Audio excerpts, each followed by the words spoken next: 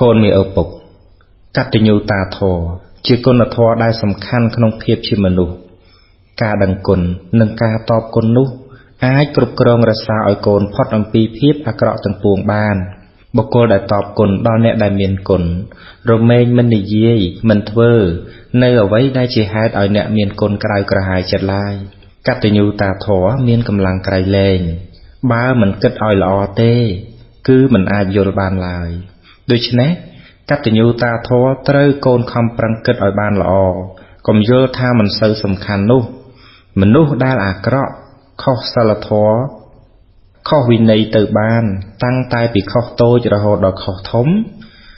គឺកើតមកអំពីការមិនដឹងគុណនឹងឯងតែបើកូនជាមនុស្សដឹងគុណកូនមានតែសេចក្តីចម្រើនដោយកុសលម្យ៉ាងទៀតកតញ្ញូតាធម៌ដែលមាននៅក្នុងខ្លួនរបស់កូនជាគ្រឿងសម្គាល់ថា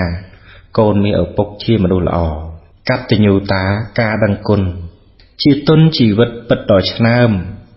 ជួយញ៉ាំងបារមីធំសម្បើមនិងជាដង្ហើមនៃកុសលកតញ្ញូតាការដឹងគុណនាំចាកទារុណបាបកង្វល់គឺជាបញ្ញាគ្រឿងតម្កល់នាំខ្លួនចូលដល់កុសលកម្មគុណធម៌ល្អណាស់ក្នុងខ្លួនមនុស្សកូនកុំប្រទុះត្រូវចងចាំជាធម្មតាគុណគ្មានប្រេះស្រាំទោះយូរខែឆ្នាំនៅតែល្អបើកូនចង់បានជាមនុស្សពិតត្រូវមានគំនិតថ្លៃបវរកូនកុំយកខ្មៅធ្វើជាសកុំយកគុណល្អមកជន់ឈ្លីកូនមានឪពុកជីវិតរបស់ឪពុកតាំងពីមានកូនរហូតមកដល់ខណៈនេះសេចក្តីប្រាថ្នារបស់ឪពុកដែលមានចំពោះកូនគឺសូមឲ្យកូនមានការចេះដឹងល្អនិងមានការប្រព្រឹត្តល្អទ្រព្យសម្បត្តិមិនមែនជារបស់សំខាន់ខ្លាំងណាស់ណាទេក្នុងការដែលឪពុកម្ដាយចែកឲ្យកូននោះតែការចេះដឹងល្អនិងការប្រព្រឹត្តល្អ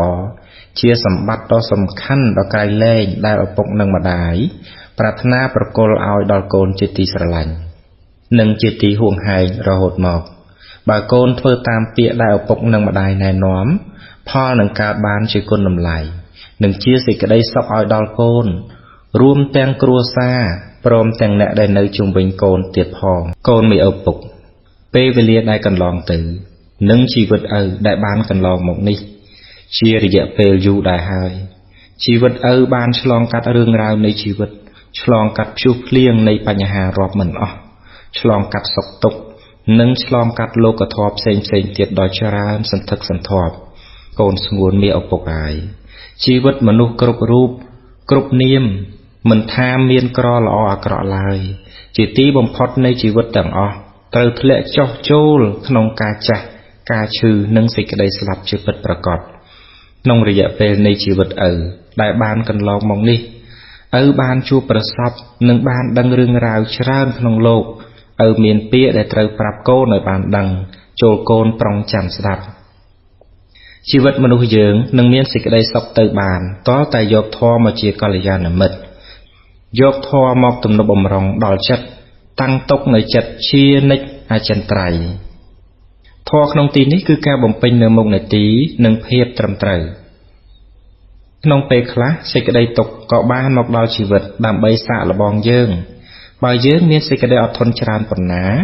សេចក្តីសម្រេចក៏នឹងមានច្រើនប៉ុណ្ណោះដែរសេចក្តីសម្រេចមានសម្រាប់អ្នកដែលមាននៅសេចក្តីអត់ធន់និងមាននៅសេចក្តីព្យាយាមសូមឲ្យកូនប្រកាន់គតិមួយថាឧបសគ្គរមែងមកមុនសេចក្តីសម្រេចនិងសូមឲ្យកូននឹករឿយថាសេចក្តីសុខឬសេចក្តីទុក្ខកើតឡើងពីការធ្វើរបស់យើងទាំងអស់ឪសូមឲ្យកូនធ្វើតែអំពើល្អដល់ពេលចិត្តស្លាប់ចិត្តរបស់កូនមិនមានទុក្ខមិនមានសៅមងឡើយព្រោះការគិតរបស់មនុស្សចិត្តស្លាប់កាលបបាបច្រើនការគិតក៏នាំមកនៅសេចក្តីក្តៅក្រហាយដុតរោដល់ចិត្តតែបើធ្វើល្អច្រើនការគិតក៏នាំយកសេចក្តីរីករាយមកប្រោះព្រំឲ្យចិត្តត្បិតឃើញនៅអំពើដ៏បរិសុទ្ធរបស់ខ្លួនអ្នកធ្វើល្អរស់នៅក៏បានល្អ